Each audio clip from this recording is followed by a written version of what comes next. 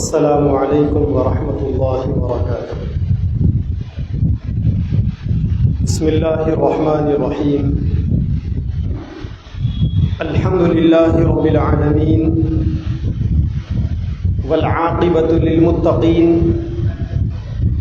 والصلاة والسلام علی سید الانبیاء والمرسلین وعلی آلہ واصحابہ اجمعین ومن تبعهم بإحسان إلى يوم الدين، أما بعد فأعوذ بالله من الشيطان الرجيم، بسم الله الرحمن الرحيم۔ إنما يخشى الله من عباده العلماء۔ قال النبي صلى الله عليه وسلم: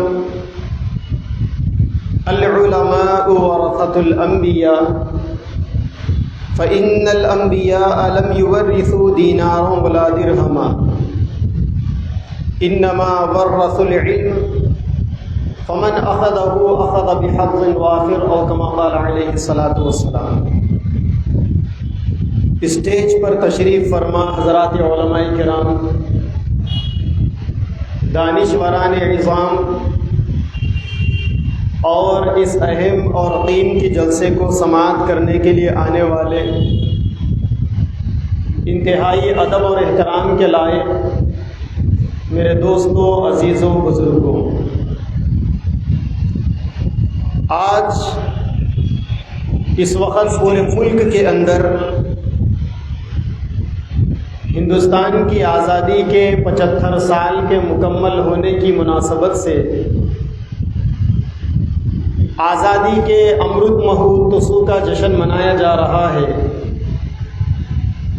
اور ایک ایسی جماعت کی جانب سے، ایک ایسی قوم کی جانب سے کہ جنہوں نے کبھی اس ملک کے ترنگے کو اپنا ترنگا نہیں سمجھا، جنہوں نے کبھی اس ملک کی آزادی کو، ملک کی آزادی اپنے حق میں نہیں سمجھی، وہ ملک کی آزادی کو ہمیشہ غلامی کا نام دیتے تھے، آج ان کی جانب سے بڑے زور و شور کے ساتھ ہر گھر ترنگے کا نعرہ لگایا جا رہا ہے۔ میڈیا، گودی میڈیا کا ان کو ساتھ ہے۔ کل یہی گودی میڈیا والے کسی کو ٹارگٹ کریں گے مذہب کو دیکھ کر، ذات کو دیکھ کر، ان کے مارکیٹ ویلیو کو دیکھ کر، اور اپنے اے سی کے روموں میں بیٹھ کر وہ کسی کے بھی نام پر دیش دروہی ہونے کا لیبل لگا دیں گے۔ ہم مسلمانوں کو ایک بات اچھی طریقے سے سمجھنی چاہیے، حالات پر نظر رکھنا ہر مسلمان کی بنیادی ذمہ داری ہے۔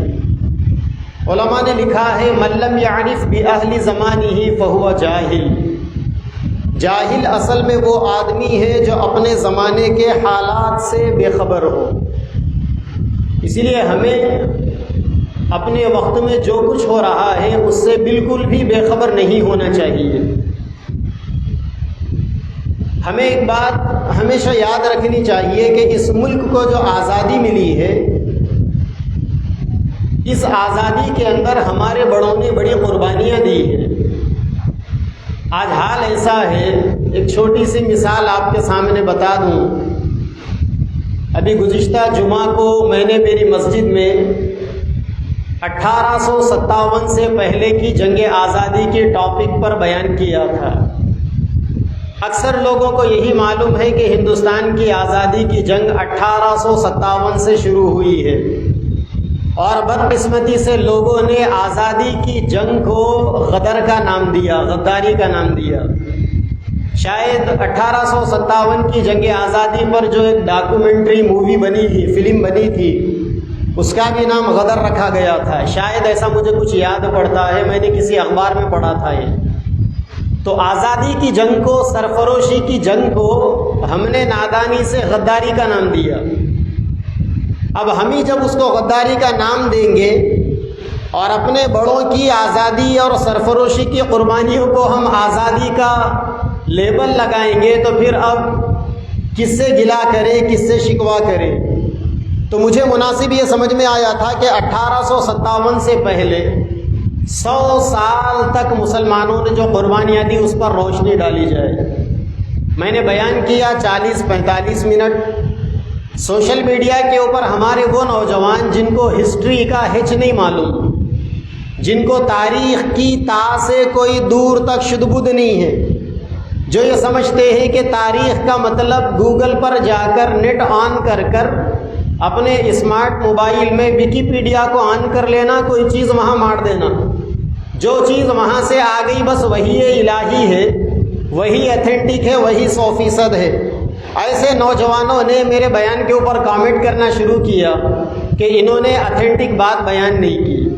تو میں نے ان سے کہا کہ بچے، یہ بیان کرنے سے پہلے 40-45 منٹ کے بیان سے پہلے میں نے ہندوستان کی آزادی کی تاریخ کی جو کتابوں کا مطالعہ کیا، اگر اس کے صفحات کو کاؤنٹ کیا جائے تو 9000 صفحات بنتے ہیں۔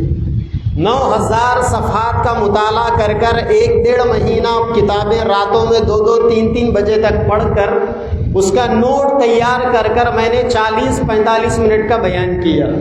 کہنے کا منشا یہ ہے کہ ہماری قوم کی ذہنی سطح اور ان کا دماغی لیول اتنا پست ہو چکا ہے اور ان کے دماغوں کے اندر اتنی مروبیت آ چکی ہے کہ وہ پروپیگنڈے کا اتنا شکار ہے۔ اچھا، پروپیگنڈے کی ایک بات آ گئی تو میں آپ کو بتاؤں، امریکہ کے اندر ایک بہت بڑا میڈیا ہاؤس ہے واشنگٹن ڈی سی کے نام سے۔ 1956 کے اندر اس کے ایک ایڈیٹر ہوتے تھے واشنگٹن ڈی سی کے، ان کا نام تھا فرانسو براؤن۔ ان سے ایک دفعہ کسی نے پوچھا تھا کہ آپ لوگ میڈیا چینل کیوں چلاتے ہیں؟ تو انہوں نے کہا تھا کہ ہم پروپیگنڈا کرنے کے لیے میڈیا چینل چلاتے ہیں۔ ان سے پوچھا گیا کہ پروپیگنڈا کس چیز کا نام ہے؟ تو اس نے بڑا پیارا جواب دیا تھا، وہ جواب آپ کے ذہنوں میں گوش و گزار کرنا ہے، آپ کے دماغوں میں بٹھانا ہے۔ اس نے کہا تھا کہ پروپیگنڈے کا مطلب پڑھے لکھے لوگوں کے دماغوں کے اوپر بے وقوفی کی باتیں چھاپ دینے کا نام پروپیگنڈا ہے، اور ہم میڈیا چینلوں کے جانب سے یہی پروپیگنڈا کرتے ہیں۔ انسان جو کچھ پڑھا ہے جب نیوز چینلوں کو دیکھتا ہے تو ایسا اس کے دماغ سے پڑھی ہوئی چیزیں غائب ہو جاتی ہے اور وہ ایسا سامنے کی چیزوں کو سچ ماننے لگتا ہے کہ پھر کبھی کبھی تو انسان اپنے وجود کے بارے میں غلط فہمی کا شکار ہو جاتا ہے۔ ہٹلر نے کہا تھا نا، جرمن نازی ہٹلر نے، کہ جھوٹ کو اتنی شدت سے بولو کہ لوگوں کو سچ کے بارے میں شک ہونے لگے اور لوگ جھوٹ کا ہی شکار ہو جائے۔ ہندوستان کی آزادی کے بعد جواہر لال نہرو نے ایک بڑے دانشور سے سوال کیا تھا کہ اگر کسی قوم کی تاریخ کو مٹانا ہے تو کیا کرنا پڑے گا؟ تو اس دانشور نے کہا تھا کہ اگر کسی قوم کے وجود کو مٹانا ہے تو کیا کرنا پڑے گا؟ اس دانشور نے کہا تھا کہ اس قوم کی تاریخ کو مٹا دو، قوم خود بخود مٹ جائے گی۔ بدقسمتی سے یہی ایکسپیریمنٹ، یہی تجربہ ہمارے اوپر آزمایا گیا۔ آزادی کے صرف 75 سال گزرے، صرف 75 سال کا مطلب جن لوگوں نے 14 اگست 1947 کے اندر آزادی کا پروانہ سنا تھا، شاید ہر علاقے کے اندر دو چار ایسے بڑے لوگ آج بھی مل جائیں گے جو زندہ ہیں۔ یعنی ابھی نسلیں ختم نہیں ہوئی، لوگ ختم نہیں ہوئے، یا آج جو لوگ 50-60 سال کی عمر کے ہیں، یہ آزادی کے نئے دنیا میں آئے تھے اور انہوں نے اپنے بڑوں سے ان کے چشمدید واقعات کو سنا تھا۔ لیکن اس کے باوجود عالم یہ ہے کہ مسلمانوں میں اگر یوں کہا جائے تو 98% لوگوں کو آزادی کی تاریخ کا علم نہیں۔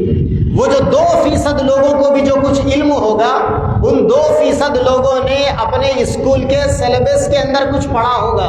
اور آپ کو تو معلوم ہے کہ یہ جو سلیبس ہے یہ کوئی آپ کے دوستوں نے تو اس کو کریٹ نہیں کیا، آپ کے دوستوں نے تو اس کو لکھا نہیں، باضابطہ پلاننگ کے تحت وہاں کے بھی نصاب کو بنایا گیا۔ ابھی 2-3 مہینے پہلے ایک نیوز آئی تھی کہ 12ویں کی جماعت سے ٹیپو سلطان کا تذکرہ بھی آؤٹ کر دیا گیا۔ ابھی 4 دن پہلے آپ کی سیکولر گورنمنٹ کی جانب سے مسلمانوں کے مینجمنٹ سے جو اخبارات نکلتے، مشہور اخبارات، اگر ان کا نام لوں گا تو ان کو تکلیف ہوگی، ان اخبارات کے اندر ابھی 4-5 دن پہلے آزادی کے امرت مہوتسو کے عنوان سے جو پوسٹر چھپے اور مجاہدین آزادی کی جو تصویریں چھپی، ایک بھی مسلمان نہیں تھا اس میں۔ اور حد تو یہ ہو گئی آج میں پورے ہندوستان کے وہ تصویروں کو سوشل میڈیا پر یہ ہو گیا کہ مولانا ابوالکلام آزاد کی تصویر کو بھی اڑا دیا گیا، اور اب گاندھی جی کے ساتھ میں دوسری تصویر ڈاکٹر اے پی جے عبدالکلام کی نظر آئی۔ کل کو ایسا ہوگا کہ یہ کہا جائے گا کہ ڈاکٹر اے پی جے عبدالکلام جنگ آزادی میں شریک نہیں تھے، وہ اس کا حصہ نہیں تھے، لہٰذا ان کو بھی ختم کر دو، ایک ہی باقی رہ جائیں گے۔ اور آج تو ہمارے وزیر اعظم صاحب نے حد کر دی، لال قلعے کی فصیل سے انہوں نے جو اسپیچ دیا اس کے اندر مہاتما گاندھی کے ساتھ میں انگریزوں کے تلوے چاٹنے والے کا نام انہوں نے آزادی کے ہیرو کے طور پر ذکر کر دیا۔ تو اب بڑے پیمانے پر پروپیگنڈا ہو رہا ہے۔ ایک طرف تو عالم یہ ہے مشنریاں ایسا کام کر رہی، اور دوسری طرف ہماری قوم کا عالمیہ یہ ہے کہ ہماری قوم اپنے بڑوں کی تاریخ کو سننے کے لیے تیار نہیں، سمجھنے کے لیے تیار نہیں، اور اچھے اچھے دانشور پڑھ کر سنانے کے لیے تیار نہیں۔ اور اگر کوئی پڑھ کر سناتا بھی ہے، جب سے یہ موبائل آیا لوگوں کے پڑھنے کا مزاج ختم ہو گیا، لوگ اسکرین کے عاشق ہو گئے۔ کسی نے کیا پیاری بات کہی کہ یہ صدی کتابوں سے محبت کی آخری صدی ہے، اگلی صدی میں آپ کو کتابیں بھی نظر نہیں آئے گی، ہزاروں کی تعداد میں PDF فائل موجود ہے، لیکن کسی کو مہینہ گزر جاتا ہے، سال گزر جاتا ہے، ایک دو پیج پڑھنے کی توفیق نہیں ہوتی۔ تو بڑا المیہ ہے میرے دوست، لہٰذا میں مناسب سمجھتا ہوں کہ جتنا وقت یہ تمہید میں 12 منٹ نکل گئے میرے، لیکن بڑی اہم باتیں ان 12 منٹوں کے اندر کہ آپ کے سامنے آزادی کی کچھ ایسی تاریخ بیان کروں، چونکہ یہاں سارے مذہبی لوگ ہیں، سارے دیندار ماشاءاللہ، تڑپ رکھنے والے، فکر رکھنے والے لوگ جمع ہیں۔ میں نہیں سمجھتا کہ کتا گڑم کی مکمل آبادی اتنی ہی ہے جتنے لوگ یہاں موجود ہیں، وہی یہاں پر سننے کے لیے آئے۔ تو میں آج آپ کو آزادی کی تاریخ ایک الگ روپ میں بیان کرنا چاہتا ہوں۔ میں چاہتا ہوں کہ جنگ آزادی کا آج کے بیان کا عنوان کچھ ایسا ہو، جنگ آزادی حضرت شاہ ولی اللہ محدث دہلوی رحمۃ اللہ علیہ سے لے کر شیخ الاسلام حضرت مولانا حسین احمد مدنی رحمۃ اللہ علیہ تک۔ حضرت شاہ ولی اللہ محدث دہلوی رحمۃ اللہ علیہ 1702 میں پیدا ہوئے تھے اور 1762 میں ان کا انتقال ہو گیا۔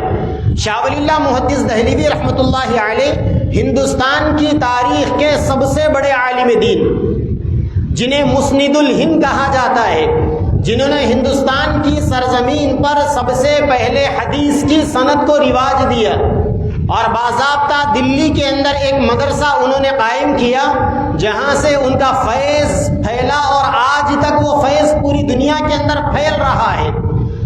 حضرت شاہ ولی اللہ محدث دہلوی رحمۃ اللہ علیہ ایک ایسا غیر متنازع نام ہے۔ آج مسلمانوں میں جتنے مکاتب فکر ہیں،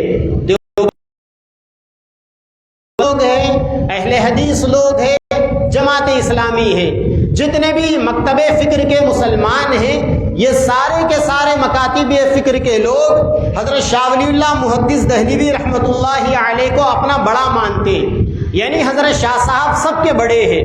اندر ہوا تھا حضرت شاہ صاحب کے انتقال سے 7-8 سال پہلے بنگال کے اندر کچھ انقلابات رونما ہوئے تھے۔ مرشد آباد کی ایک ڈائنسٹی ہوا کرتی تھی، وہاں کے نواب ہوتے تھے علی وردی خان، یہ انگریزوں سے لڑتے لڑتے شہید ہوئے تھے، اور علی وردی خان اب جاتے جاتے انہوں نے اپنے وارث، جن کا نام نواب سراج الدولہ ہے، انہوں نے اپنے وارث کو یہ وصیت کی تھی کہ بیٹا تیرے 3 دشمن ہیں، جن میں سے انگریز بھی تمہارا ایک دشمن ہے، میں جاتے جاتے تم کو یہ وصیت کرتا ہوں کہ تم اپنے تینوں دشمنوں میں سب، اور تم اپنی پوری ریاست کے اندر کہیں بھی انگریز کو قلعہ بنانے کی یا فوج بنانے کی اجازت نہیں دینا۔ اگر تم نے انگریزوں کو قلعہ بنانے یا فوج بنانے کی اجازت دے دی تو پھر سمجھ لو کہ بنگال تمہارے ہاتھ سے چلا گیا۔ لیکن نواب سراج ہوتا تھا، اور وہاں سے کلکتہ بالکل زیادہ دوری پر نہیں تھا، 18 کوس کے فاصلے پر تھا۔ ان دونوں کے درمیان میں ایک بستی تھی جس کا نام تھا قاسم بازار۔ نواب سراج الدولہ کے نواب بنتے ہی انگریز وہاں جا کر قاسم بازار پر انہوں نے اپنی کمپنی قائم کی۔ نواب صاحب سے انہوں نے اجازت تک نہیں لی، اور کسی بھی مرحلے سے وہ نواب صاحب کی یعنی اس علاقے کے جو نواب تھے، مہاراجا یا بادشاہ کہہ لیں آپ، ان کی اجازت سے انگریز اپنے آپ کو مستغنی سمجھتے تھے۔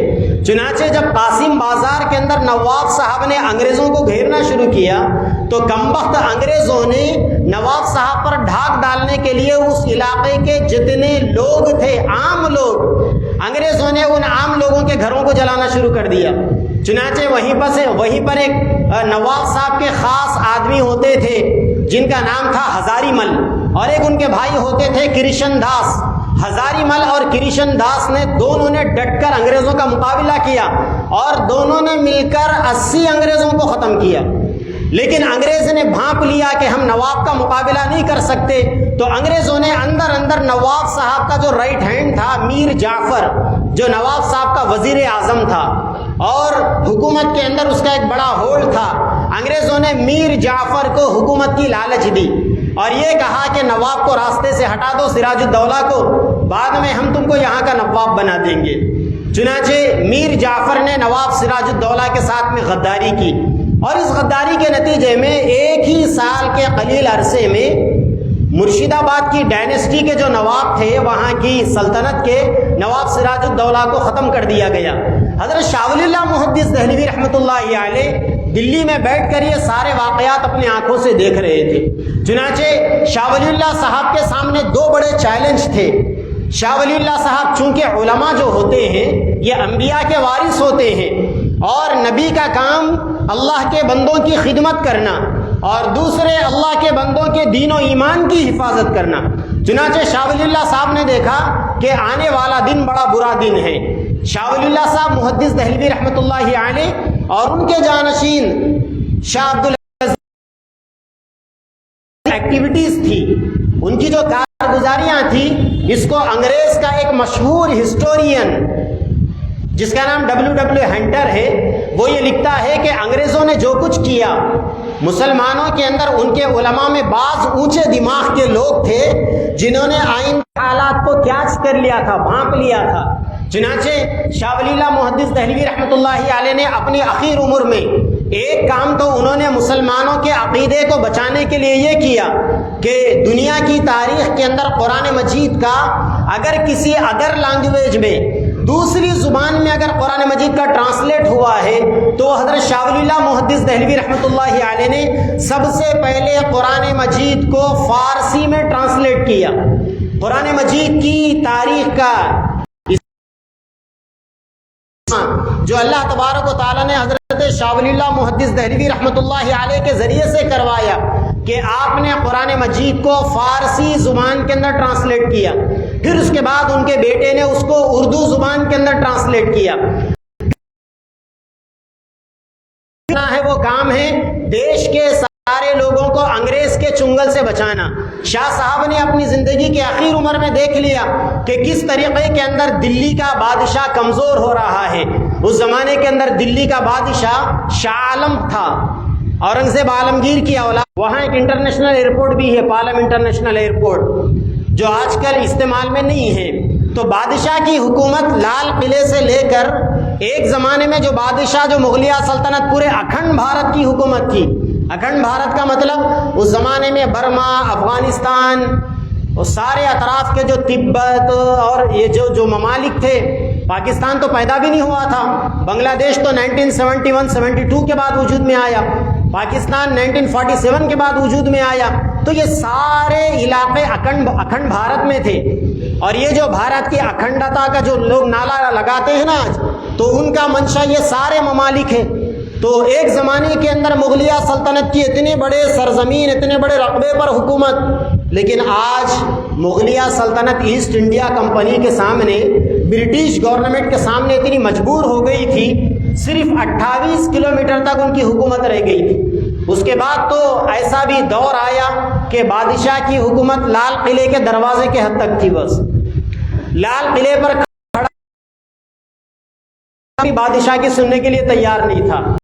آپ سنیں گے آگے تاریخ انشاءاللہ اگر دلچسپی کے ساتھ بیٹھیں گے تو۔ شاہ ولی اللہ صاحب اپنے آنکھوں سے یہ ساری چیزیں دیکھ رہے تھے۔ تو شاہ صاحب اپنی اخیر عمر میں جاتے جاتے انہوں نے اپنے بیڑے بیٹے اور اپنے حقیقی جانشین سراج الہند کو محسوس کرنے کی وہ زیرک والی جو طبیعت تھی اپنے بیٹے کو وہ دے کر گئے. چنانچہ شاہ عبدالعزیز محدث دہلوی رحمۃ اللہ علیہ نے آگے چل کر اپنے باپ کے میدان کو سنبھالا.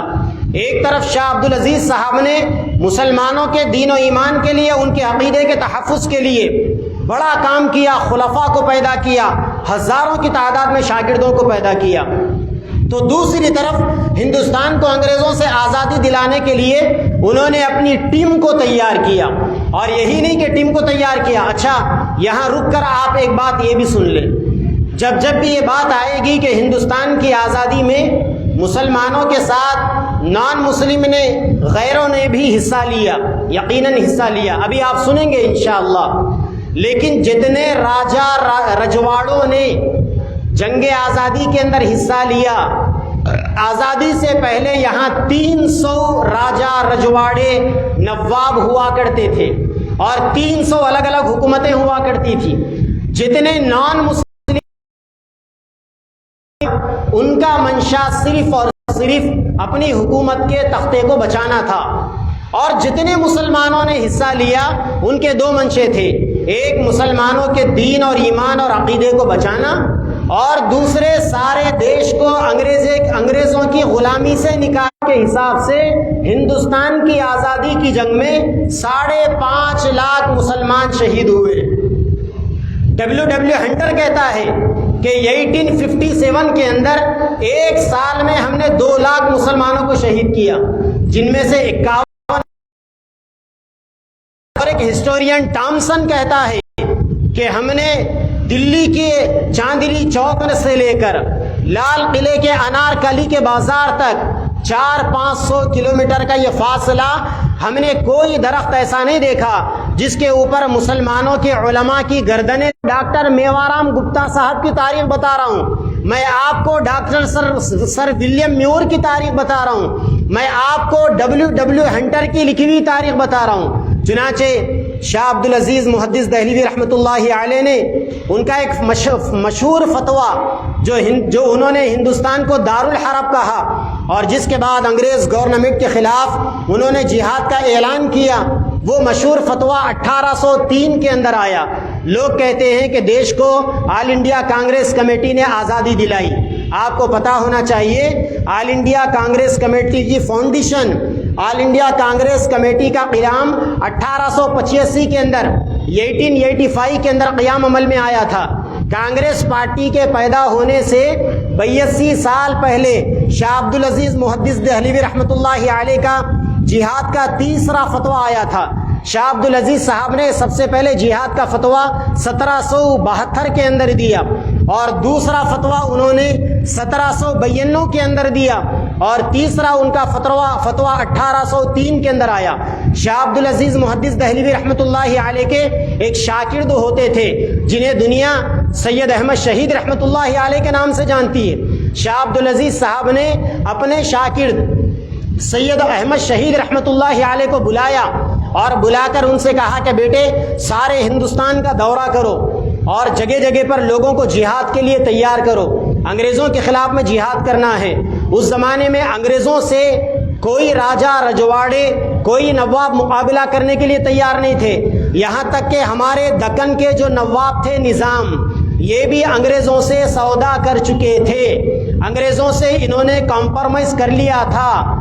چنئی کے علاقے میں آرکاٹ کے جو نواب تھے انہوں نے بھی انگریزوں کے ساتھ میں چندا میاں نے ہاتھ ملا لیا تھا.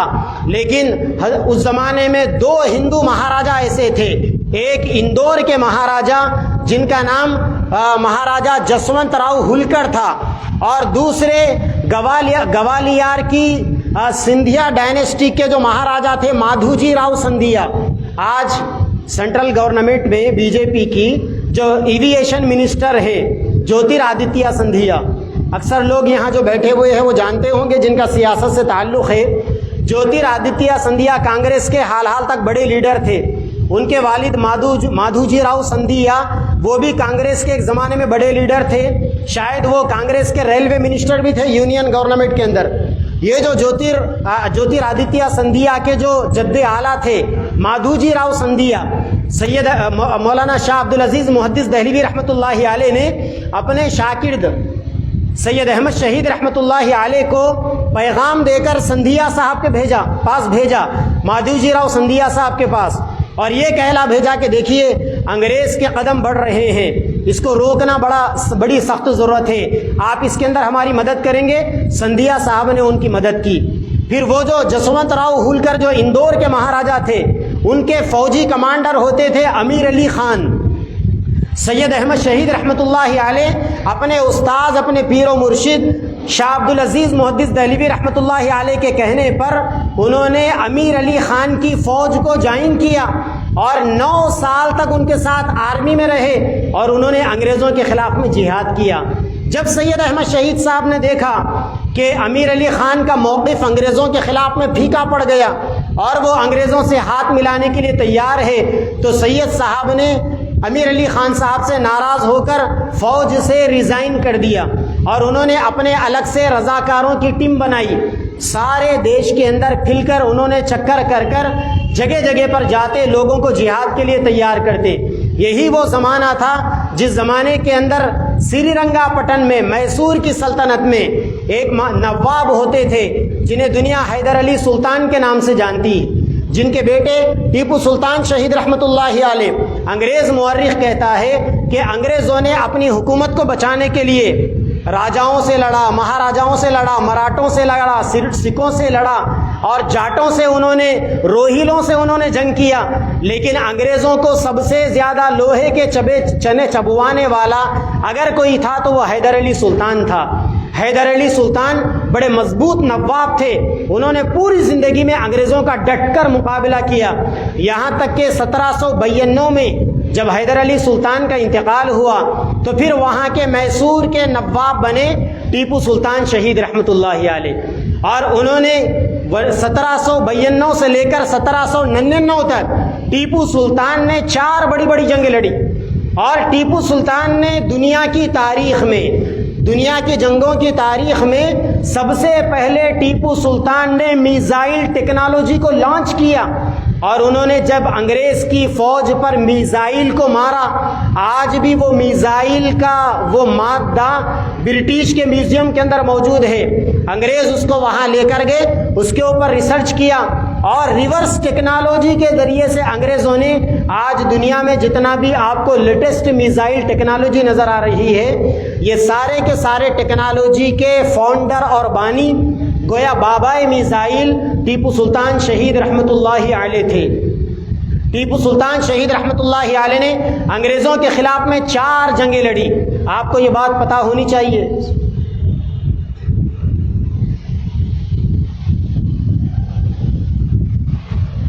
کہ ٹیپو سلطان کی ایک تصویر وائرل ہے جس کے اندر داڑھی ہمیں نظر نہیں آتی، حالانکہ ٹیپو سلطان متشرع تھے، تہجد گزار تھے، روزانہ تہجد کے اندر 6 پارے تہجد میں تلاوت کرنے والے حافظ قرآن تھے۔ مولانا حسین احمد مدنی رحمۃ اللہ علیہ ایک دفعہ ٹیپو سلطان کی قبر پر گئے، حضرت نے مراقبہ کیا، جب مراقبے سے فارغ ہوئے تو حضرت نے کہا الحمدللہ۔ تحقیق سے یہ بات طے شدہ ہے کہ ٹیپو سلطان اپنے زمانے کے ولیوں کے سردار تھے، ایک طرف نواب تھے، دوسری طرف اتنے نیک، اتنے تقوی اور پرہیزگار والے کہ وہ اپنے وقت کے ولیوں کے سردار۔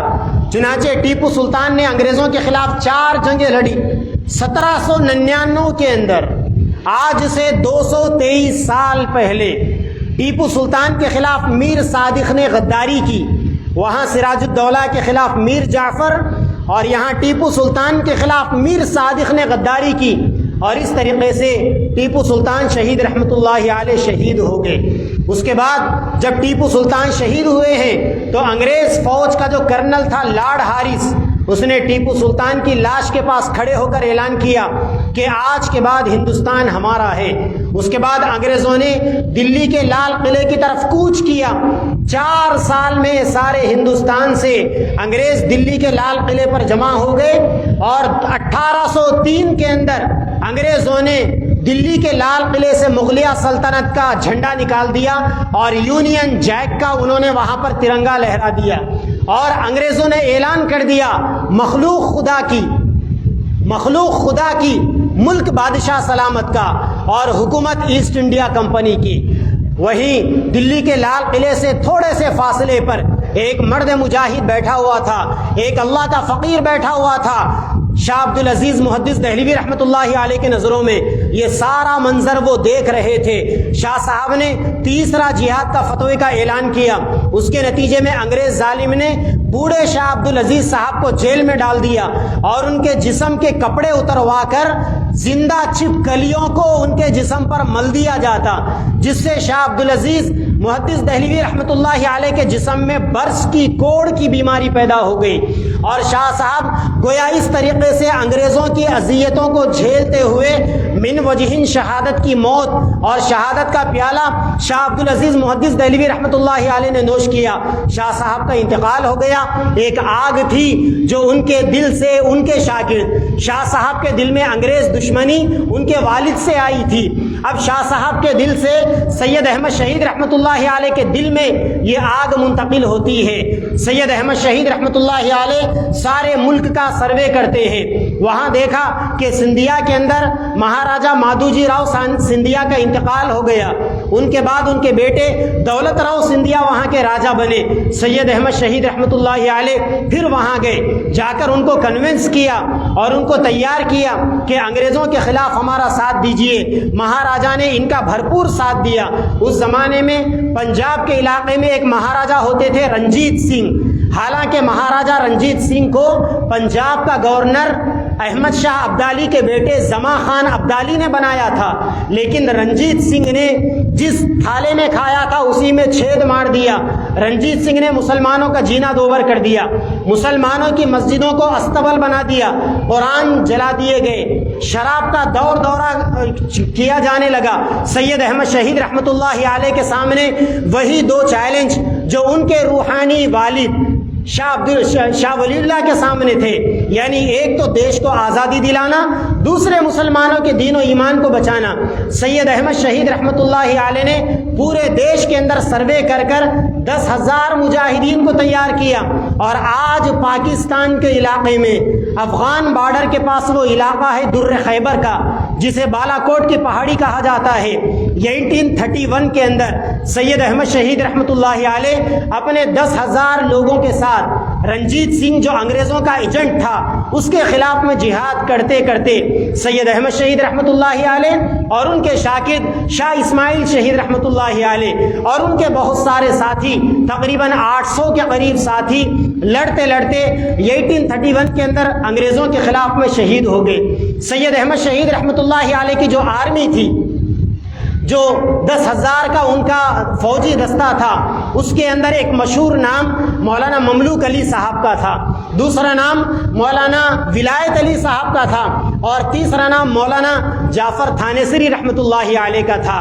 یہی مولانا مملوک علی ہے جن کے دو شاگرد جو آگ کی چنگاری، انگریز دشمنی، دیش سے انگریزوں کو بھگانے کی جو دشمنی اور جو جذبہ شاہ ولی اللہ صاحب کے دل سے شاہ عبد العزیز صاحب کے دل میں، ان کے دل سے سید احمد شہید صاحب اور شاہ اسماعیل شہید صاحب کے دل میں، اور ان کے دل سے مولانا ولایت علی، مولانا مملوک علی اور مولانا جعفر تھانیسری کے دل میں آیا، اور اب مولانا مملوک علی کے دل سے وہی جذبہ دارالعلوم دیوبند کے فاؤنڈر اور مسلک دارالعلوم دیوبند کے بانی حضرت حجت الاسلام امام قاسم نانوتوی رحمۃ اللہ علیہ کے دل میں آیا۔ قطب عالم حضرت مولانا رشید احمد گنگوہی رحمۃ اللہ علیہ کے دل میں آیا۔ چنانچہ ان بزرگوں نے انگریزوں کے خلاف 1857 سے پہلے 1856 کے دسمبر میں انہوں نے مشورہ کیا دلی میں کہ اب انگریزوں کے خلاف موومنٹ چلانا چاہیے، جہاد کرنا چاہیے۔ کسی نے کھڑے ہو کر کہا کہ ہماری تعداد انگریزوں کے مقابلے میں بہت کم ہے۔ امام قاسم نانوتوی رحمۃ اللہ علیہ کھڑے ہوئے، غالباً اس وقت ان کی عمر 24-27 سال سے زیادہ نہیں تھی۔ قاسم نانوتوی رحمۃ اللہ علیہ نے کھڑے ہو کر کہا کیا انگریزوں کے مقابلے میں ہماری تعداد اتنی ہی کم ہے جتنی جنگ بدر کے اندر صحابہ کی تعداد مشرکین مکہ کے مقابلے میں تھی؟ جیسا ہی امام قاسم نانوتوی رحمۃ اللہ علیہ کے جوش والے یہ بولنے تھے، سارے لوگوں کی دلوں کے اندر ایمانی حرارت کا ایک کرنٹ دوڑ گیا، اور سارے مجمع نے نعرے تکبیر کو بلند کیا، اور سب نے کہا کہ ہم انگریز کے خلاف جنگ کریں گے۔ چنانچہ انگریز کے خلاف دو میدان کھڑے کیے گئے۔ انگریز کے خلاف 2 محاذ بنائے گئے. ایک محاذ امبالہ کے اندر بنایا گیا جس کے کمانڈر مولانا جعفر تھانیسری تھے, تو دوسرا محاذ ہریانہ کے پانی پت کے علاقے شاملی کے اندر بنایا گیا جس کے کمانڈر حاجی امداد اللہ مہاجر مکی, جس کے اندر امام قاسم نانوتوی رحمۃ اللہ علیہ دارالعلوم دیوبند کے فاؤنڈر, جس کے اندر مسلک دارالعلوم دیوبند کے فاؤنڈر مولانا رشید احمد گنگوہی رحمۃ اللہ علیہ, اور جس کے اندر حاجی صاحب کے پیر بھائی حافظ ضامن شہید رحمۃ اللہ علیہ. 1857 کے اندر ان دونوں محاذوں پر جنگ لڑی گئی. بدقسمتی سے ان دونوں محاذوں پر مسلمانوں کو علماء کو ناکامی ملی. وہ جو امبالہ کے محاذ پر امام جعفر تھانیسری رحمۃ اللہ علیہ نے جنگ کی, انگریزوں نے جعفر تھانیسری رحمۃ اللہ علیہ کو گرفتار کر لیا. انگریز پکڑ کر ان کو جیل کے اندر لے کر گئے. جا کر انگریز بدبخت نے جعفر تھانیسری رحمۃ اللہ علیہ کے داڑھی کو کاٹ دیا. جعفر تھانیسری رحمۃ اللہ علیہ اپنی داڑھی کو پکڑ کر رونے لگے اور کہنے لگے کہ او بدبختوں, تم نے میری داڑھی کیوں کاٹی؟ میری داڑھی کے کاٹنے سے مجھے اتنی تکلیف ہے, شاید اتنی تکلیف میرے گردن کے کاٹنے سے نہ ہوتی. انگریز فوجی جیلر نے کہا کہ جعفر پریشان مت ہونا, ہم تمہاری گردن بھی کاٹیں گے. امام جعفر تھانیسری رحمۃ اللہ علیہ خوشی سے جھوم اٹھے, کہنے لگے کہ تب تو مجھے شہادت کی موت ملے گی اور میں دشمنوں کے ہاتھ میں مارا جاؤں گا. جب انگریز نے دیکھا کہ جعفر تھانیسری رحمۃ اللہ علیہ شہادت کی موت سے خوش ہو رہے ہیں, تو انگریز جیلر نے کہا کہ جعفر, تمہیں جس موت سے خوشی ہوتی ہے ہم تمہیں وہ موت بھی نہیں دیں گے. چنانچہ مولانا جعفر تھانیسری رحمۃ اللہ علیہ کو ہمیشہ کی قید با مشقت کے اندر جیل کے اندر رکھا گیا. دوسری طرف 1857 میں شاملی کا جو میدان تھا اس کے اندر علماء بظاہر پسپا ہو گئے. انگریزوں کو بظاہر کامیابی ملی اور اسی جنگ میں حافظ ضامن شہید رحمۃ اللہ علیہ انگریزوں کی گولی لگ کر شہید ہوئے. اس کے بعد انگریز بولے کتے کے مانند برٹش پارلیمنٹ کے اندر مشورہ کیا. مشورے میں یہ طے ہوا کہ ہندوستان میں جب تک مدارس رہیں گے, جب تک قرآن رہے گا, جب تک علماء رہیں گے, جب تک ان کے دلوں میں جذبہ جہاد رہے گا, تب تک ہم ہندوستان میں لوگوں سے جیت نہیں سکتے. چنانچہ انگریزوں نے تنہا دلی شہر کے اندر 1000 مدرسوں کے اوپر بلڈوزر چلائے. 1 سال کے اندر 3 لاکھ قرآنوں کو جلا دیا گیا. اور 1864 سے لے کر 1867 تک ان 3 سالوں کے اندر W ہنٹر کہتا ہے 14,000 علماء کرام کو شہید کیا گیا. نتیجہ یہ ہوا کہ پورے اکھنڈ بھارت کے اندر ایک بھی دینی مدرسہ باقی نہیں تھا. پھر علماء نے بیٹھ کر مشورہ کیا. محرم کے مہینے کی 10 تاریخ تھی, 1867 کا زمانہ تھا. علماء نے مشورہ کیا. مشورے سے یہ طے پایا کہ ایک مدرسہ یو پی کے سہارنپور ضلع کے چھوٹے سے قصبے دیوبند کے اندر دارالعلوم کے نام سے بنایا جائے گا. آج اس مدرسے کو ساری دنیا دارالعلوم دیوبند کے نام سے جانتی ہے. اور آپ حیرت کریں گے, آپ کو اپنے بڑوں کی تاریخ کا پتہ چلنا چاہیے. آج بھی برٹش پارلیمنٹ میں دارالعلوم دیوبند کی تصویر لگی ہوئی ہے اور اس کے نیچے لکھا ہوا ہے the head office of fundamentalism rights of India. یعنی ہندوستان کے اندر مسلمانوں کے حقوق کے لیے لڑنے والوں کا اگر کوئی بنیادی مرکز ہے تو یہی دارالعلوم دیوبند ہے جو سرزمین ہندوستان کے اوپر قائم ہے. آج مسلمانوں کو اور اپنے لوگوں کو دارالعلوم دیوبند کے بارے میں نہیں پتا, لیکن آپ کے دشمنوں کو دارالعلوم دیوبند کی تاریخ, اس کا اتہاس اور اس کی قربانیاں, اس کا بیک گراؤنڈ, اس کا پس منظر ان لوگوں کو بہت زیادہ پتہ ہے. چنانچہ دارالعلوم دیوبند قائم ہوا. قیام کے موقع پر اس کے فاؤنڈروں نے, علماء نے یہ طے کیا کہ دارالعلوم دیوبند کو قائم کرنے کا پہلا مقصد یہاں سے ایسے علماء نکلے جو پورے دیش کے اندر انگریزوں کے خلاف جہاد کو جاری رکھے اور انگریزوں کو یہاں سے مار کر بھگائے. وہ جو گرمی شاہ ولی اللہ صاحب سے شاہ عبدالعزیز صاحب میں آئی تھی, شاہ عبدالعزیز صاحب سے سید احمد شہید اور شاہ اسماعیل شہید کے اندر آئی تھی, وہاں سے مولانا ولایت علی مملوک علی جعفر تھانیسری کے دلوں میں گئی, وہاں سے حاجی صاحب مولانا قاسم نانوتوی, مولانا رشید احمد گنگوہی اور مولانا مظہر نانوتوی کے دلوں میں آئی تھی، اب وہی انگریزوں کی دشمنی کی چنگاری مولانا قاسم نانوتوی کے شاگرد، رشید احمد گنگوہی رحمۃ اللہ علیہ کے شاگرد، حضرت حاجی امداد اللہ مہاجر مکی رحمۃ اللہ علیہ کے مرید، حضرت مولانا حسین احمد مدنی رحمۃ اللہ علیہ کے دل میں، حضرت مولانا محمود حسن دیوبندی رحمۃ اللہ علیہ کے دل میں آئی۔ مولانا محمود حسن دیوبندی یہ وہی مولانا محمود حسن ہیں جو دارالعلوم دیوبند کے پہلے اسٹوڈنٹ، دارالعلوم دیوبند کے پہلے شاگرد، 1867 کے بعد جب دارالعلوم بنا حضرت شیخ الہند وہاں پر پڑھے۔ اس کے بعد انہوں نے اپنی ساری زندگی میں دو آپشن تھے ان کے پاس، ایک دارالعلوم دیوبند کو سنبھالنا اور دوسرے سارے ملک کے اندر انگریزوں کے خلاف جہاد کی گرمی کو کبھی ٹھنڈا ہونے نہ دینا۔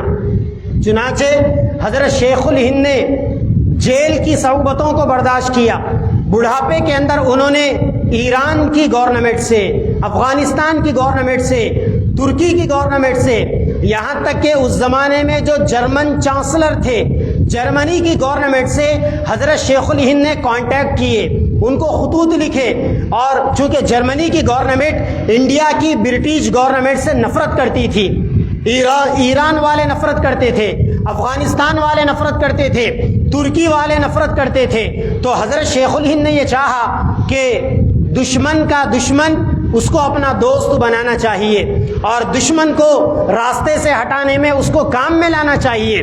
حضرت شیخ الہند رحمۃ اللہ علیہ کی یہ سیاسی بصیرت تھی، انہوں نے اس کے اوپر کام کیا۔ چنانچہ آپ حیرت کریں گے، حضرت شیخ الہند، کوئی یہ کہہ سکتا ہے کہ شیخ الہند دیوبند کے پڑھے ہوئے، قاسم نانوتوی کے شاگرد، رشید احمد گنگوہی کے شاگرد، وہ اگر آ جاتے تو ظاہر بات ہے کہ ہندوستان کے اندر ایک اسلامک گورنمنٹ بنتی، انڈیا ایک اسلامک اسٹیٹ بنتا، اور اس زمانے میں خلافت کمیٹی چلی تھی، خلافت موومنٹ چلا تھا، تحریک ترک موالات اور تحریک خلافات چلا تھا، تو شاید ہو سکتا کہ ہندوستان کے اندر مسلم گورنمنٹ بنتی۔ مگر آپ حیرت کریں گے، حضرت شیخ الہند نے جو موومنٹ چلایا اس میں ایک مشہور موومنٹ کا نام ہے تحریک ریشمی رومال، ایک ریشم کا ایک رومال تھا، اس کے اوپر حضرت شیخ الہند نے ایک پلان لکھا تھا، بدقسمتی سے کچھ قریب کے جاسوسوں کی جاسوسی سے وہ سارا پلان انگریزوں کے پکڑ میں آ گیا اور حضرت شیخ الہند کو مکہ مکرمہ سے ارسٹ کیا گیا، اور حضرت شیخ الہند کو گرفتار کروانے والا کوئی اور نہیں تھا، وہ ثابت النسب سید خاندان کا شریف حسین مکہ، جو ترکیہ گورنمنٹ کی طرف سے، خلافت عثمانیہ کی طرف سے کسی زمانے میں مکہ کا گورنر ہوتا تھا، لارنس آف عربیہ نے اور برٹش گورنمنٹ کی لالچ میں آ کر اس نے ترکیہ گورنمنٹ سے بغاوت کر لی اور پیسے کھا کر اس نے حضرت شیخ الہند کو گرفتار کرایا۔ 66 سال کے ایک بوڑھے کو گرفتار کر کر مکہ کی جدہ کی سرزمین سے اٹھا کر مالٹا کے وہ سمندروں کے بیچ میں جزیرے میں، کالا پانی کے جزیرے میں حضرت شیخ الہند اور ان کے شاگردوں کو قید کر دیا گیا، اور وہاں پر مائنس ڈگری 66 سال کا بڈھا جس کی عمر 67 ایئرس ہو چکی ہو، جو ہندوستان کے اندر رہ کر یہاں کی گرمی کو جو برداشت نہیں کرتے تھے، یہاں کی گرمی میں جو اون کے موٹے موٹے کمبل کے کپڑے استعمال کرتے، انگریز ظالم نے اس بوڑھے مرد مجاہد کو لے کر گئے، مالٹا کے جیل میں رکھا جہاں مائنس ڈگری، اور وہاں برف کی سیل پر حضرت شیخ الہند کو لٹایا جاتا اور یہ کہا جاتا کہ محمود الحسن ایک بات کہہ دو ہم تمہیں چھوڑ دیں گے، ایک بات کہہ دو کہ میں انگریزوں کے خلاف موومنٹ میں شامل نہیں ہوں۔ حضرت شیخ الہند کہتے کہ میں میری جان دینا گوارا کروں گا، لیکن اس بات سے میں بالکل بھی مکرنے کے لیے تیار نہیں۔ انگریز جب حضرت شیخ الہند کو برف کی سیل پر لٹاتے اور لٹا کر یہ کہتے کہ ٹھنڈک میں کیسا لگ رہا ہے، حضرت شیخ الہند کہتے کہ تمہاری برف کی سیل کی ٹھنڈک میرے ایمان کی حرارت کے سامنے مجھے بہت گرم معلوم ہوتی۔ 66 سال کے بوڑھے کا یہ عالم حضرت شیخ الاسلام حسین احمد مدنی رحمۃ اللہ علیہ فرماتے ہیں، انگریزوں نے حضرت شیخ الہند کی کوٹری کے اندر 3 سال تک ایسی کوٹری میں ان کو رکھا گیا جس میں ہوا جانے کے لیے صرف ایک بالشت کا راستہ تھا، اور 24 گھنٹوں میں دن کے 1 گھنٹے کے لیے ان کو باہر چھوڑا جاتا تھا۔ بقیہ 23 گھنٹے کوٹری کے اندر 3 سال تک 66 سال کی عمر کے بڑھاپے کے اندر حضرت شیخ الہند نے یہ قربانیاں دیکھی ہے۔ حضرت شیخ الاسلام مولانا حسین احمد مدنی فرماتے ہیں کہ شیخ الہند کی کوٹری کے اندر انگریزوں نے کوبرا سانپوں کو چھوڑا تاکہ شیخ الہند کو ڈسے. جب وہ سانپ آنے لگے حضرت شیخ الاسلام نے کہا کہ استاد محترم یہ سانپ ہماری طرف آ رہے ہیں. حضرت شیخ الہند نے کہا کہ بیٹے گھبراؤ نہیں, زور زور سے اللہ کا ذکر کرو. چنانچہ استاد شاکر جب لا الہ الا اللہ کی ضربیں لگاتے, تاریخ کے اندر لکھا ہوا ہے کہ ان اللہ والوں کے زبان سے نکلنے والے اللہ کے نام کی یہ برکت تھی کہ سانپ بھی اپنے دموں کے بل پر کھڑے ہو کر جھومنے لگتے تھے. گویا اللہ تبارک و تعالیٰ نے سانپوں کو بھی ان بزرگوں کے اخلاص کے سامنے ڈال دیا, سپر کر دیا اور سرنڈر کر دیا تھا. بہرحال 3 سال کی صحبتیں حضرت شیخ الہند نے برداشت کی. اس کے بعد حضرت شیخ الہند رحمۃ اللہ علیہ, اب ذرا 10 منٹ میں بیان ختم ہوگا. اب یہاں سے ہندوستان کی آزادی کا نان وائلنس والا موومنٹ چلے گا. یعنی اب تک اس آزادی کے اندر جیسا کہ ڈاکٹر میوارام گپتا نے کہا, جیسا کہ انگریز مورخ ولیم میور نے کہا کہ ہندوستان کی آزادی میں 5.5 لاکھ مسلمانوں نے قربانیاں دی. جیسا کہ ڈبلیو ہنٹر کہتا ہے 1857 کے اندر تنہا 1 سال میں 2 لاکھ مسلمانوں نے, جن میں 51,000 علماء کرام تھے, آزادی کے اندر جان کے نذرانے دیے. اب یہاں سے حضرت شیخ الہند نے نان وائلنس موومنٹ چلایا. یعنی اب لوگوں کو لے کر اب طاقت کا استعمال نہیں, اب دماغ کا استعمال, اور اب ہتھیاروں کی طاقت کا استعمال نہیں بلکہ لوگوں کی طاقت کا. چنانچہ ہندوستان کے اندر ایک نعرہ متحدہ قومیت کا لگایا گیا. متحدہ قومیت کا مطلب اس دیش میں رہنے والے ساری قوموں کے جتنے لوگ ہیں وہ مل کر ون موومنٹ چلائیں گے انگریز کے خلاف. اور دوسری طرف ترک موالات کا مسئلہ تھا کہ مسلمان برادران وطن کے ساتھ میں مل کر کام تو کرے گا لیکن اپنے ایمان کا سودا نہیں کرے گا. چنانچہ اس زمانے میں تحریک خلافت کا موومنٹ شروع ہوا. تحریک خلافت کے صدر اس زمانے میں مولانا شوکت علی ہوا کرتے تھے, اور اس زمانے میں چونکہ 1885 کے اندر آل انڈیا کانگریس کمیٹی کا قیام عمل میں آیا. اچھا آپ کو یہ بات بھی پتہ چلے, جب آل انڈیا کانگریس کمیٹی کا قیام عمل میں آیا اور اس کا پہلا جلسہ ہوا تو آل انڈیا کانگریس کمیٹی نے کہا کہ ہماری اس جماعت کے بننے کا مقصد یہ ہے کہ 1857 میں انگریزوں کے خلاف میں جو جنگ ہوئی تھی غداری کی, جس سے انگریز ناراض ہے, انگریزوں کی غلط فہمیوں کو دور کرنے کے لیے ہم آل انڈیا کانگریس کمیٹی کو بنا رہے ہیں. آل انڈیا کانگریس کمیٹی گویا انگریزوں کی غلامی کے لیے بنی تھی. یہ جمعیت العلماء کی طاقت تھی, یہ شیخ الہند کی تڑپیں تھی جنہوں نے آگے چل کر کانگریس کے مزاج کو بدل دیا. کیسا کانگریس کے مزاج کو بدلا, کن کن علماء نے کانگریس کو ہولڈ کیا, کانگریس کو لیڈ کیا, ابھی آپ سنیں گے انشاءاللہ. چنانچہ 1919 کے اندر جب حضرت شیخ الہند رحمۃ اللہ علیہ مالٹا کی جیل سے رہا ہو کر بمبئی پہنچے ہیں تو اس زمانے میں پورے ہندوستان میں ایک آگ لگ گئی. چونکہ حضرت شیخ الہند آزادی کے ایک سپریم لیڈر تھے, ایک ڈائنامک لیڈر, لیڈنگ کرنے کی عادت ان کے اندر تھی. سارے ہندوستان کی کانگریس کمیٹی, دوسری طرف جمعیت العلماء اور تیسری طرف خلافت کمیٹی. جمعیت العلماء کے پریزیڈنٹ مولانا مفتی کفایت اللہ صاحب جو حضرت شیخ الہند کے شاگرد تھے. خلافت کمیٹی کے پریزیڈنٹ مولانا شوکت علی صاحب جو حضرت شیخ الہند کے شاگرد تھے. حضرت شیخ الہند نے جب علی گڑھ مسلم یونیورسٹی میں لیکچر دیا تو کچھ نوجوان حضرت شیخ الہند کے للکار پر لبیک کہہ کر کھڑے ہوئے تھے. آج دنیا انہی نوجوانوں میں کسی کو مولانا محمد علی جوہر, کسی کو مولانا شوکت علی, کسی کو مولانا سید سلیمان ندوی, کسی کو علامہ شبلی نعمانی اور کسی کو مولانا حسرت موہانی کے نام سے دنیا جانتی ہے. یہ جو لیڈرشپ سامنے آئی یہ حضرت شیخ الہند کی وہ چنگاری تھی جو شاہ ولی اللہ محدث دہلوی رحمۃ اللہ علیہ سے چلتا ہوا ایک سلسلہ تھا, سینہ بسینہ ان کے دلوں میں آئی.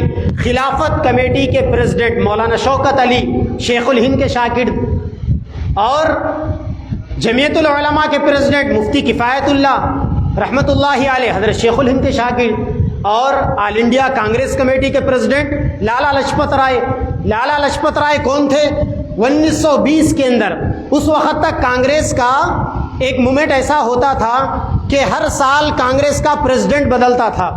چنانچہ 1920 کے اندر کانگریس کے 2 پریزیڈنٹ بنے, ایک لالا لاجپت رائے اور ایک دوسرے بھی ایک صاحب تھے. حضرت شیخ الہند رحمۃ اللہ علیہ جب آئے, ان تینوں پارٹیوں نے حضرت شیخ الہند رحمۃ اللہ علیہ کا ویلکم کیا. آپ یہاں تھوڑا سا رک کر کانگریس کی تاریخ کو سنیں. حضرت شیخ الہند رحمۃ اللہ علیہ کے بڑے خاص مرید تھے حکیم اجمل خان, جو دلی کے مشہور حکیم تھے, اور حضرت شیخ الہند کا انتقال جن کے گھر کے اندر ہوا تھا 1920 میں. 1921 میں آل انڈیا کانگریس کمیٹی کے پریزیڈنٹ حکیم اجمل خان تھے, اور 1923 کے اندر آل انڈیا کانگریس کمیٹی کے پریزیڈنٹ مولانا محمد علی جوہر, اور 1923 کے and per all India Congress committee کے پریزیڈنٹ مولانا ابوالکلام آزاد, اور اس کے بعد 1927 میں 1927 میں آل انڈیا کانگریس کمیٹی کے پریزیڈنٹ ڈاکٹر مختار انصاری, جو حضرت شیخ الہند رحمۃ اللہ علیہ کے مرید تھے. تو آپ نے دیکھا کانگریس کے جتنے پریزیڈنٹ تھے, چاہے حکیم اجمل خان ہو, چاہے مولانا ابوالکلام آزاد ہو, چاہے مختار انصاری ہو, چاہے مولانا محمد علی جوہر ہو, کانگریس کو لیڈ کرنے والے سارے کے سارے حضرت شیخ الہند کے شاگردان تھے. بہرحال حضرت شیخ الہند جب بمبئی آئے, بمبئی کے اندر آل پارٹی میٹنگ ہوئی. اس میٹنگ کے اندر حضرت شیخ الہند نے کہا کہ اب یہاں سے نان وائلنس موومنٹ چلانا ہے, اور یہ جمعیت العلماء ایک طرف, کانگریس ایک طرف, اور خلافت کمیٹی ایک طرف, یہ 3 بڑی بڑی جماعتیں ملک کے اندر. یہاں تھوڑا سا رک کر آپ یہ بھی سن لیں, چونکہ انگریزوں کی ایک پالیسی ہے لڑاؤ اور حکومت کرو. انگریزوں نے اس زمانے کے اندر ایک موومنٹ چلایا, زر خرید مولوی مل گئے انگریزوں کو. ان مولویوں نے یہ موومنٹ چلایا کہ جب کانگریس کے اندر اقلیت نان مسلم کی ہے تو مسلمان کانگریس کو کیسے جوائن ہو سکتے ہیں. یہ ایسا الزام ہے جو گزشتہ 125 سال سے آج بھی جمعیت العلماء کے اوپر داغ ہے. آج بھی اگر جمعیت العلماء کانگریس کو سپورٹ کرتی ہے تو لوگ الزام لگاتے ہیں کہ کانگریس نرم ہندوتوا, کانگریس کے زمانے میں بڑے بڑے فسادات ہوئے, بابری مسجد کو کانگریس نے شہید کروایا, چنانچہ جمعیت العلماء کانگریس کو کیوں سپورٹ کرتی. اس کا جواب دینے کے لیے لمبا وقت چاہیے. تاریخ کی روشنی میں اس کا جواب دیا جا سکتا ہے. تنہا سا آپ یہی سن لیں یہاں پر کہ اس زمانے کے اندر بھی ایسی آوازیں اٹھنے لگی, اور انگریزوں نے مسلمانوں کو ڈیوائڈ کرنے کے لیے مسلم لیگ بنایا. چند پیسے والوں کی جماعت مسلم لیگ کے ذریعے سے مسلمانوں کو ڈیوائڈ کیا گیا, اور ہندوؤں کو ڈیوائڈ کرنے کے لیے ہندو مہاسبھا بنایا گیا. اور آپ حیرت کریں گے کہ یہ دونوں جماعتیں ایک ہی سال میں 1906 کے اندر 1906 کے اندر بنی. چنانچہ اس کے باوجود سارے ملک کے اندر 3 جماعتوں کا ہولڈ تھا, جمعیت العلماء کا, خلافت کمیٹی کا, کانگریس کمیٹی کا.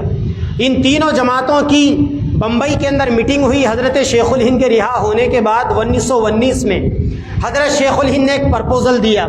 حضرت شیخ الہند نے یہ کہا, اچھا یہ تینوں جماعتوں نے حضرت سے یہ کہا کہ حضرت آپ مولانا محمود الحسن نہیں ہیں, آج کے بعد آپ شیخ الہند ہیں, یعنی ہم نے آج کے بعد آپ کو بابا قوم مان لیا.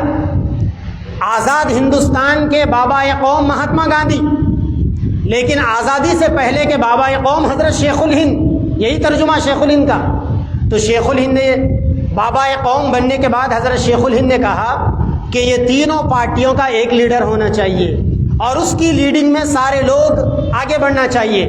خلافت کمیٹی بھی اس کو سپورٹ کرے, جمعیت العلماء بھی اس کو سپورٹ کرے, کانگریس کمیٹی بھی اس کو سپورٹ کرے.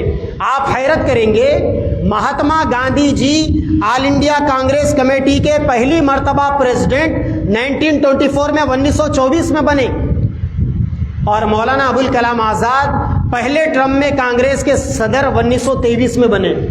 تو اس کا مطلب پالیٹکس کے اندر گاندھی جی سے زیادہ سینئر مولانا آزاد تھے, جو شیخ الہند کے شاگرد تھے, شیخ الہند کو اپنا گرو مانتے تھے, اپنا بڑا مانتے تھے. چنانچہ اس کے اندر بڑا لیڈر حضرت شیخ الہند نے ایک نوجوان کو بنایا جس کا نام मोहन दास करमचंद गांधी था, एम के गांधी। चुनाचे इन तीनों पार्टियों का एक बड़ा लीडर एम के गांधी को बनाया गया। मौलाना अब्दुल बारी फरंगी महली रहमतुल्लाह अलैह एक बड़े आलिम थे खिलाफत मूवमेंट के, खिलाफत कमेटी के। वो खड़े होकर कहने लगे कि बेटा एम के गांधी, आज के बाद तुम एम के गांधी नहीं, आज के बाद तुम महात्मा गांधी। तो गोया आपको मालूम होना चाहिए कि महात्मा गांधी को महात्मा गांधी बनाने वाले तुम्हारे अपने बड़े थे। मुसलमानों, देखो अपनी तारीख को, झांको किताबों के अंदर, खंगालो लाइब्रेरियों को, तुम्हें पता चलेगा कि गांधी को गांधी बनाने वाले कौन। वरना गांधी तो इतना पीछे थे कि 1924 में कांग्रेस के प्रेसिडेंट बने और 1923 में मौलाना आज़ाद कांग्रेस के प्रेसिडेंट बने।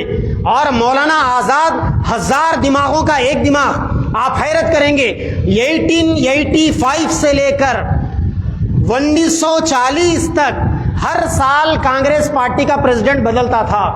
कभी कभी एक साल में 2 कांग्रेस के सदर बनते थे।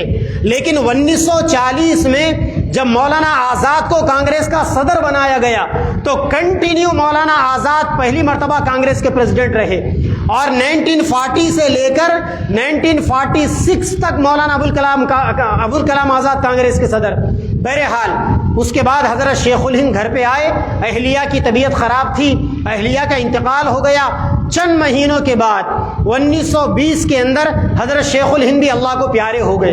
लेकिन हज़रत शेखुल हिंद के दिल के अंदर वो जो तड़प थी, अंग्रेज़ों की दुश्मनी जो शाह वलीउल्लाह साहब से चली आ रही थी, वो तड़प शेखुल इस्लाम, शेखुल अरबी वल आजम, हुज्जतुल्लाह फिल अर्ज़, आशिक़ रसूल, आरिफ बिल्लाह हज़रत मौलाना हुसैन अहमद मदनी रहमतुल्लाह अलैह के अंदर वो चीज़ आई।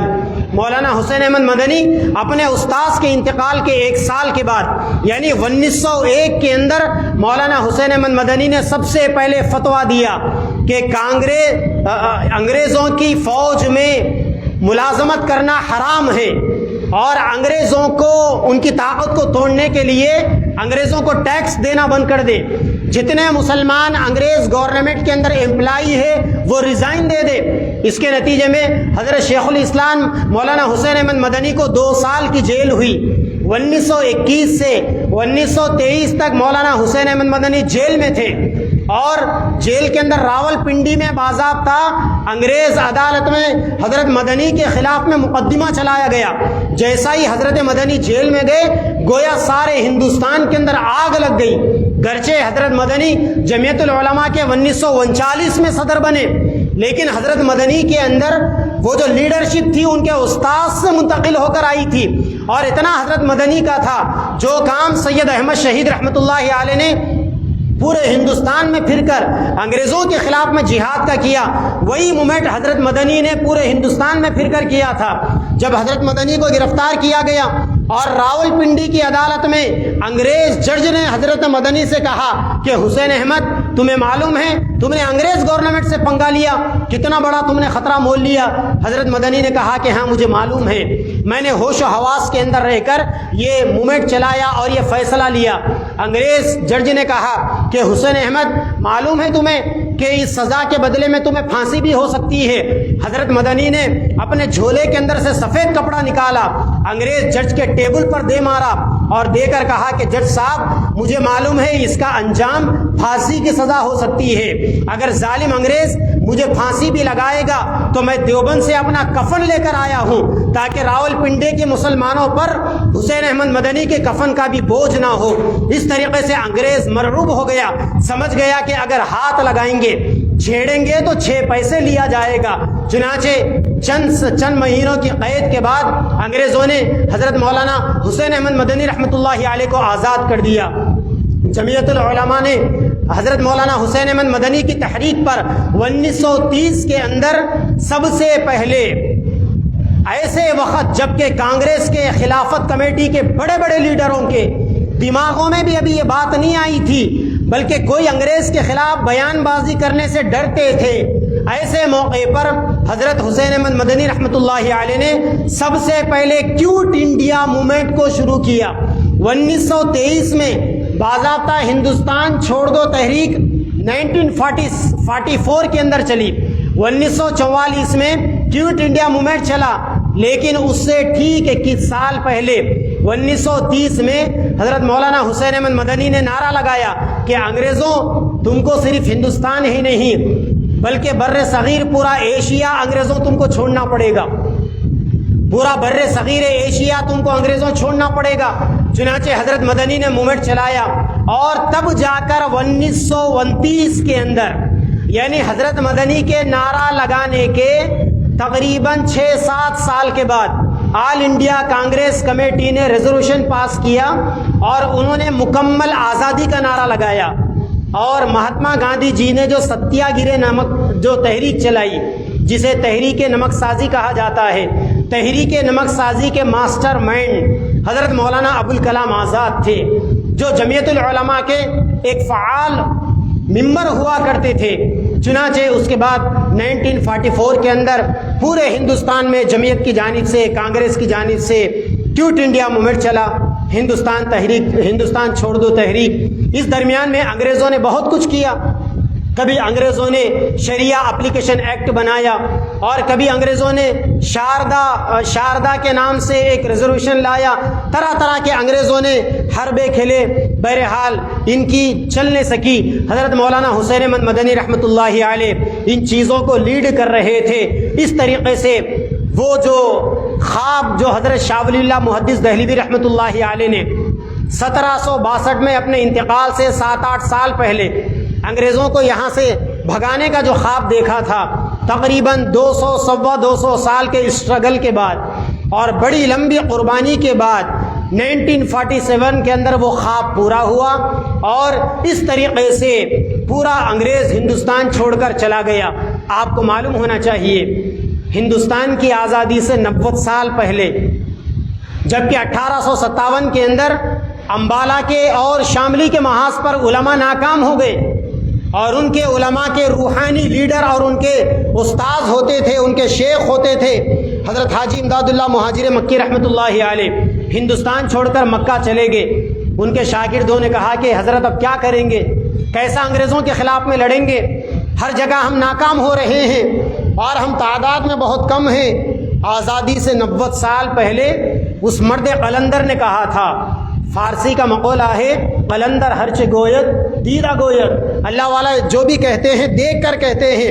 90 سال پہلے حاجی صاحب نے کہا تھا کہ پیاروں آج تم پریشان ہو کہ انگریز کیسا جائے گا، آج تم پریشان ہو کہ آزادی کیسے ملے گی، لیکن یاد رکھنا ایک دن ایسا آئے گا دن کے اندر تم انگریزوں کے غلام رہو گے اور رات کے اندر اللہ تعالیٰ تمہیں انگریزوں سے آزادی دلائیں گے۔ 90 سال پہلے اللہ کے نبی نے فرمایا کہ بعض اللہ کے خاص بندے ایسے ہوتے ہیں، اللہ کے لال، لو اقسم علی اللہ لابرہ، اگر وہ اللہ کا نام لے کر قسم کھا لیتے ہیں تو اللہ پورا کر دیتے۔ 90 سال پہلے کی گئی پیشن گوئی، 90 سال پہلے بتائی گئی وہ بات، 14 اگست کو 1947 کو ہندوستان کی تاریخ نے وہ چیز دیکھی کہ 14 اگست کے دن میں اس دیش کے لوگ غلام تھے، اور آدھی رات کو رات میں 12 بجے نہرو جی نے پارلیمنٹ میں آل انڈیا ریڈیو پر اعلان کیا کہ ہم آزاد ہو گئے۔ اس آزادی کے 90 سال پہلے حاجی صاحب نے اعلان کر دیا، لیکن ایک طرف سارا دیش آزادی کا جشن منا رہا تھا، ٹھیک اسی طریقے سے جس طریقے سے آج 75واں امرت مہوتسو منایا جا رہا ہے، ٹھیک اسی موقع پر دلی کی چکا چوندنی سے دور کلکتے کے ایک اندھیرے والے کمرے میں گاندھی جی بیٹھے ہوئے تھے۔ ان کے پاس بعد میں نہرو اور ولبھ بھائی پٹیل گئے، ان کو منا کر دلی لے جانے کے لیے کہ اب آزادی مل گئی۔ گاندھی جی کہنے لگے کہ میں اس آزادی سے سیٹسفائی نہیں ہوں، یہ آزادی نہیں ہے، یہ بالکل صرف ستا کا، پاور کا ٹرانسفارمیشن ہوا ہے۔ یہ انگریزوں کے ہاتھوں سے یہ حکومت دوسروں کے ہاتھوں میں چلی گئی ہے۔ صحیح معنی میں آزادی اسی وقت ہوگی جب اس ملک میں رہنے والے ہر آدمی کے جان، مال، عزت اور آبرو کی گارنٹی ملے، جب اس ملک کے اندر لیڈروں کو جو فیسلٹیز دیے جاتے ہیں، دیش کے عام آزاد آدمی کو بھی وہ فیسلٹی دی جائے۔ صحیح معنی میں دیش اس وقت آزاد کہلائے گا جب اس دیش کے اندر ہر آدمی کا جو انکم سورسز ہے وہ بڑھنے لگے اور یہ دیش ساری دنیا پر کے نقشے پر، میرے بھائیوں ذرا سا اپنا جائزہ لیجئے، دیکھیے تو صحیح کہ کہیں ہم واقعی 75 سال کے یہ آزادی کے جشن منا رہے ہیں، یا 75 سال پہلے ہم نے آزادی کے نام پر ایک نئی غلامی کو اوڑھ لیا تھا۔ حضرت مولانا حکیم الامت مجدد ملت مولانا اشرف علی تھانوی رحمۃ اللہ علیہ نے فرمایا تھا کہ مسلمانوں کیا خوش ہوتے ہو جبکہ ہندوستان کی آزادی کے باضابطہ اعلان سے 4 سال پہلے حضرت اللہ کو پیارے ہو گئے، لیکن حضرت نے کہا تھا کہ تم آزاد تو ہو جاؤ گے برٹش کی گوری لومڑی سے، تم آزاد تو ہو جاؤ گے برٹش کی گوری لومڑی سے، لیکن اس دیش کے کالے ناک سے آزادی کے لیے تمہیں بڑی قربانیاں دینی پڑے گی۔ دراصل 1947 کے اندر ہم برٹش کی گوری لومڑی سے آزاد ہوئے تھے، اس کے بعد سے 75 سال کے اس دیش کے کالے ناک کی غلامی کا ہم شکار ہو گئے۔ یہی وجہ ہے کہ آج اس دیش کے اندر سپریم کورٹ بھی آزاد نہیں، پولیس آزاد نہیں، میڈیا آزاد نہیں، کوئی انسٹیٹیوشن آزاد نہیں۔ ہمارے ٹیکس پیئر کے پیسوں سے چلنے والے بچوں کی پارلے جی بسکٹ پر ٹیکس لگے، جہاں ربر کے اوپر شارپنر پر ٹیکس لگے، جہاں پنسل کے اوپر ٹیکس لگے، جہاں سکتا سے ایسا لوٹا جائے، جہاں ایک سال کے اندر لیڈروں کے اوپر، منسٹریوں کے اوپر دیش کے 22 لاکھ یا 30 لاکھ کروڑ کے بجٹ میں 5 لاکھ کروڑ کا بجٹ ختم کر دیا جائے، جہاں جس دیش کے اندر غریبوں کی غربت کا مہینے میں 5 کلو چاول یا 5 کلو گیہوں دے کر مذاق اڑایا جائے، اور اس دیش کے بڑے بڑے لیڈر 23 ہزار کروڑ کے جہازوں میں گھومیں، ان کے لیے سینٹرل وسٹا پروگرام بنائے جائے، ان کے لیے عدالتوں میں انصاف رسانی کے سارے ذرائع کو محدود کر دیا جائے، ان کی کوئی بات سننے والا نہ ہو، ان کی بات، ان کے دکھ درد پر کوئی انگلی رکھنے والا نہ ہو، جہاں ہر جگہ سکتا کا کھیل چلے۔ ظاہر بات ہے کہ اس کو آزادی تو نہیں کہا جاتا، لیکن پھر بھی اس کے باوجود وہ لوگ جو اپنے ہیڈ کوارٹر پر، وہ لوگ جو اپنے آفسوں پر کبھی ترنگا لہرانے کے لیے تیار نہیں تھے، آج اگر وہ لوگ حب الوطنی کے اظہار کے لیے، دیش بھکتی کے اظہار کے لیے، ترنگا لہرانے کے لیے ہر گھر ترنگا کا نعرہ دیتے ہیں تو یقیناً ترنگا لہرائیے۔ ہمارے بڑوں نے جانوں کی قربانیاں دی، یہ ترنگا لہرانا یا یہ نعرے لگا لینا یا ریالیاں نکال لینا یا سیلفیاں بنا لینا یا پروگرام کر لینا یہ بہت معمولی باتیں ہیں۔ ہمارے بڑوں نے لاکھوں کی تعداد میں، علماء نے ہزاروں کی تعداد میں بڑی قربانیاں دی، تب جا کر یہ دیش آزاد ہوا۔ لیکن ہمیں یاد رکھنا چاہیے کہ ہر گھر ترنگا کا موومنٹ جو ہفتہ 10 دن 15 دن کے لیے آیا 22 اگست تک چلے گا، کہیں ایسا نہ ہو کہ آپ کا یہ ترنگا دیش کے جو انمپلائمنٹ کے، مہنگائی کے، یا دیش کے اندر ہندو مسلم راجنیتی کے، مسجد مندر راجنیتی کے، برقع اور حجاب کی راجنیتی کے جو ایشوز چل رہے ہیں، جس کے اندر بہت جلد دیش کے اندر سری لنکا سے زیادہ بدترین حالات آنے والے ہیں، کہیں یہ ہر گھر ترنگا کا موومنٹ وہ سارے کرنٹ ایشوؤں کو ڈھانپنے کا تو کام نہیں دے رہا، کہیں وہ لوگ لوگوں کو انبھکت بنا کر، کبھی تھالی بجا کر، کبھی ٹارچ جلا کر، کبھی لائٹ جلا کر، دیے جلا کر، جس طریقے سے وہاں بیوقوف بنائے تھے یہاں بھی بیوقوف تو نہ بنائیں۔ اسی لیے اپنے عقلوں کو کھلا رکھیے، جیسا مولانا ابوالکلام آزاد کہتے تھے کہ اپنے دلوں کو مضبوط بنائیے، اپنے دماغوں کو سوچنے والا بنائیے۔ اسی لیے ہر فیصلے پر، ہر ڈیسیشن پر، ہر اناؤنسمنٹ پر قبول تو کیجیے، اور یاد رکھیں آپ سے زیادہ محب وطن، آپ سے زیادہ دیش سے محبت کرنے والا، آپ سے زیادہ وطن سے محبت کرنے والا نہ کوئی ہے، نہ کوئی رہے گا، اور نہ کوئی تھا۔ آپ اطمینان سے رہیں، آپ احساس کمتری کا شکار نہ ہو، مگر اپنے دماغوں کو کھلا رکھیں، اور جو ایشوز ہے 5 سال میں ایک مرتبہ جب بھی موقع ملے گا اپنی طاقت کا بھرپور استعمال کریں، چونکہ یہ دیش ہمارا ہے، ہمارے بڑوں کا ہے۔ ہمارے بڑوں نے بائی چوائس ہندوستان کو چنا تھا۔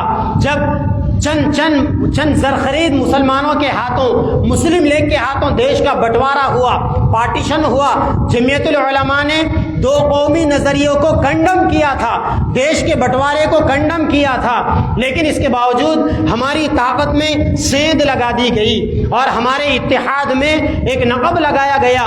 جب بھی جمعیت العلماء ہندوستان کے مسلمانوں کو ہندوستان میں لے کر رہ کر اسٹرگل کرنے کے لیے تیار تھی، حقوق دلانے کے لیے. آج بھی وہ جمعیت العلماء تیار ہے. ہم تو اتنے محب وطن ہیں، ہم یہیں پر پیدا ہوئے، اسی دیش کی سرزمین سے پیدا ہوئے ہیں، اسی دیش کی مٹی میں ملائے جائیں گے. نہ کسی کے بلائے آئے ہیں، نہ کسی کے بلائے نکالے جائیں گے. یہیں پیدا ہوئے ہیں، یہیں جینا ہے، مر کر یہیں کی مٹی پر دفن ہونا ہے.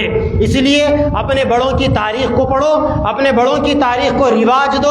ایک پروگرام رکھ دینے سے مولانا عبد الکریم صاحب دامت برکاتہم یا ان کے ساتھیوں نے جو ایک پروگرام کو سجایا، یہاں جو تاریخ کو بتایا گیا، یہ آپ کے بڑوں کی قربانیوں کو یاد رکھنے کے لیے. میں نہیں سمجھتا کہ یہ چھوٹا سا پروگرام کافی ہے.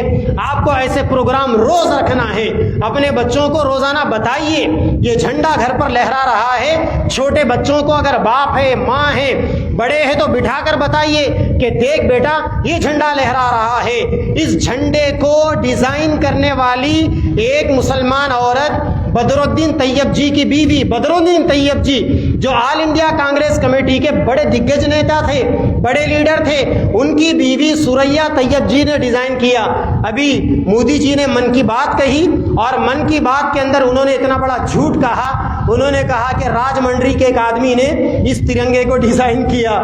عجیب بات ہے کہ پرائم منسٹر ہے اور اتنا بھی ان کو تاریخ سے سدبد نہیں ہے. کیا کریں، یہ ہماری بدقسمتی ہے. آپ کو پتا ہونا چاہیے. آپ بتائیے کہ یہ جھنڈے کا ڈیزائن سوریا طیب جی نے دیا، جو بدرالدین طیب جی کی. انقلاب زندہ باد کا نعرہ مسلمانوں نے دیا، جے ہند کا نعرہ مسلمانوں نے دیا. سرفروشی کی تمنا اب ہمارے دل میں ہے.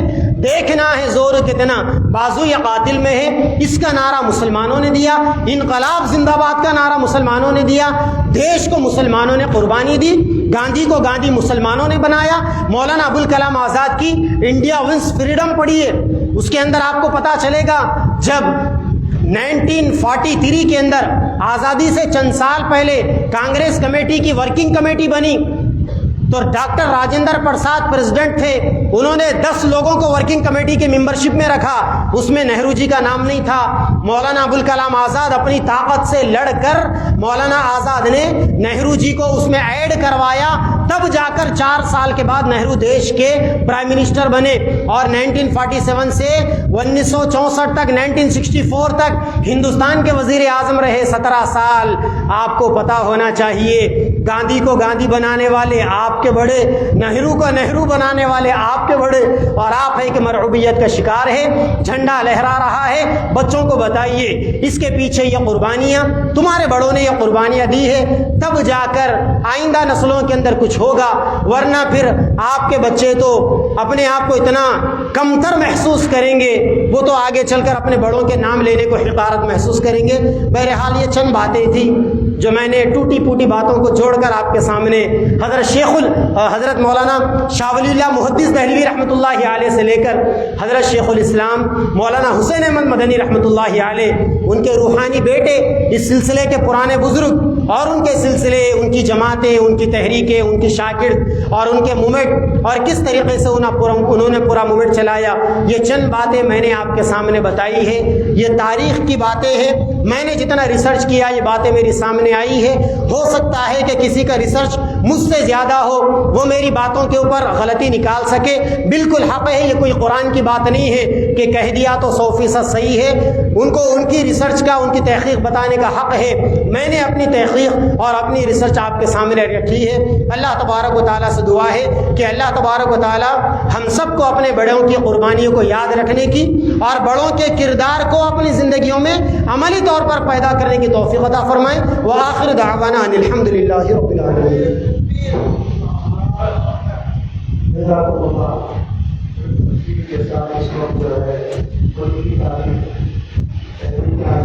مسلمانوں کا جو